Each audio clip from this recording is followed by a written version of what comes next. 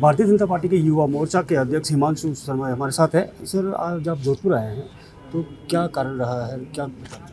देखिए, पिछले कुछ समय से राजस्थान के अंदर सांप्रदायिक तनाव की घटनाएं बढ़ी हैं।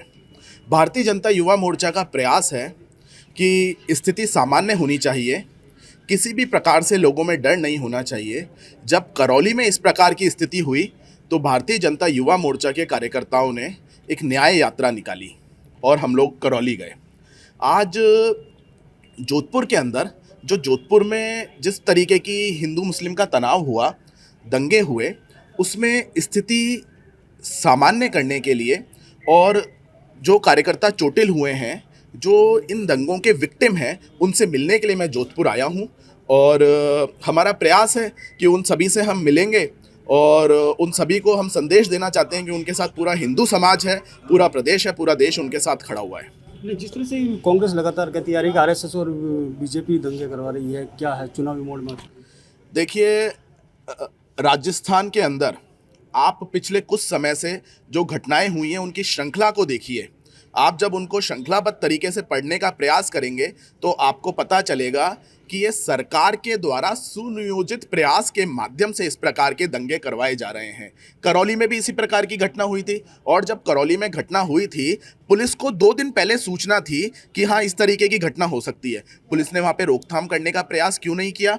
उसके बाद में, घटना होने के बाद में जब पीस कमेटी की मीटिंग होती है तो उसमें जो मुख्य अभियुक्त होता है वो कलेक्टर के पास में बैठा होता है। कलेक्टर के पास में अगर मुख्य अभियुक्त बैठा होगा तो फिर न्याय की उम्मीद सरकार से कैसे की जा सकती है? पहली जो एफआईआर पुलिस ने दर्ज की उसमें साफ साफ लिखा था कि एक शांतिपूर्वक रैली वहां से निकल रही थी और उसके ऊपर पथराव किया गया।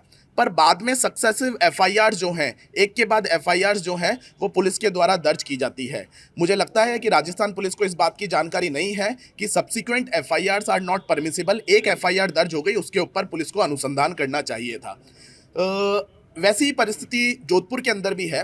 जोधपुर में भी यहाँ पर सोशल इंजीनियरिंग करने का प्रयास किया जा रहा है और सोशल इंजीनियरिंग के माध्यम से या सोशल इंजीनियरिंग करने के लिए सीआरपीसी और आईपीसी के प्रावधानों का दुरुपयोग राजस्थान पुलिस के द्वारा सरकार के निर्देश पर किया जा रहा है। और इस कारण से हमारे जो हिंदू भाई बहन हैं उनको वो इन दंगों के विक्टिम बन रहे हैं और जो दंगों के बाद की जो सिचुएशन है उसमें जो केस लॉन्च हो रहे हैं उसमें भी हमारे हिंदू भाई बहन जो हैं उनको परेशान होना पड़ रहा है। जिस तरह से अभी जो कांग्रेस सरकार के मंत्री के बाद एक उनके पुत्र पे कई तरह का आरोप लग रहा है गंभीर, उसको लेके कैसे देख रहे हैं? राजस्थान महिलाओं के खिलाफ अपराधों में चरम पे रहा है। पिछले कुछ समय में आप रिपोर्ट देखेंगे, एक के बाद एक इस तरीके की घटनाएं आती हैं। परंतु अभी आपने देखा कि अलवर के अंदर एक विधायक पुत्र इस तरीके की एफआईआर उनके खिलाफ दर्ज होती है और कल दिल्ली के अंदर एक एफआईआर दर्ज होती है जिसके अंदर मंत्री पुत्र के खिलाफ रेप के एलिगेशन लगाए जाते हैं। उसके साथ साथ मंत्री जी को भी एफआईआर के अंदर वेरी स्पेसिफिकली एरे किया जाता है। Named FIR, minister has been named in that FIR.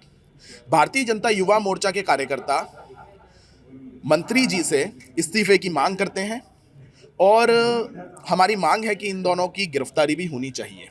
इसके साथ साथ अगर इस तरीके से अशोक गहलोत ने इनसे इस्तीफा नहीं लिया, उस परिस्थिति में युवा मोर्चा के कार्यकर्ता प्रदेश व्यापी आंदोलन करेंगे। जिस तरह से अभी आपने बताया कि वो जो हिंसा हो रही है उसको लेकर आप हिंदू परिवारों के साथ आए, तो उनके साथ इंसाफ नहीं होता तो आप क्या सड़कों पर आएंगे, क्या करेंगे, आगे की क्या रणनीति रहेगी? देखिए, हमारा पहला प्रयास है कि हमने वहाँ पर भी न्याय यात्रा निकाली। हमारा करौली के अंदर हम हिंदू समाज के अंदर विश्वास लाना चाहते हैं और यहाँ पर भी हम बहुत शांतिपूर्वक तरीके से हिंदू समाज के बीच में जाना चाहते हैं, जो विक्टिम्स हैं उनके बीच में जाना चाहते हैं। हमारे पार्टी के अध्यक्ष आदरणीय सतीश जी पूनिया यहाँ पर जोधपुर आए। हमारे यहाँ से केंद्रीय मंत्री आदरणीय गजेंद्र जी, उन्होंने पूरी परिस्थितियों को संभाला, लोगों के बीच में बने रहे। पर बहुत आश्चर्य की बात है, यहाँ से चीफ मिनिस्टर आते हैं पर चीफ मिनिस्टर आज तक यहाँ पर नहीं आए। चीफ मिनिस्टर के पुत्र वो चुनाव हार गए, परंतु वो यहाँ से कांग्रेस पार्टी के एक प्रत्याशी थे। उनको यहाँ आके लोगों के बीच में रहना चाहिए था, परंतु उनकी भी उपस्थिति यहाँ पर नहीं दिखी। तो इसकी हम भर्त्सना करते हैं कि सरकार किसी भी प्रकार का संज्ञान नहीं ले रही है। ऑन दी अदर हैंड सरकार क्या कह रही है, क्या कर रही है, जो मैंने पहले आपको उल्लेख किया कि अनुसंधान में सोशल इंजीनियरिंग कर रही है और सोशल इंजीनियरिंग के माध्यम से हमारे जो हिंदू भाई हैं उनको परेशान करने का प्रयास सरकार के द्वारा किया जा रहा है। एबीपी न्यूज़ से बात करने के लिए धन्यवाद। एबीपी न्यूज़ से करणपुरी, जोधपुर।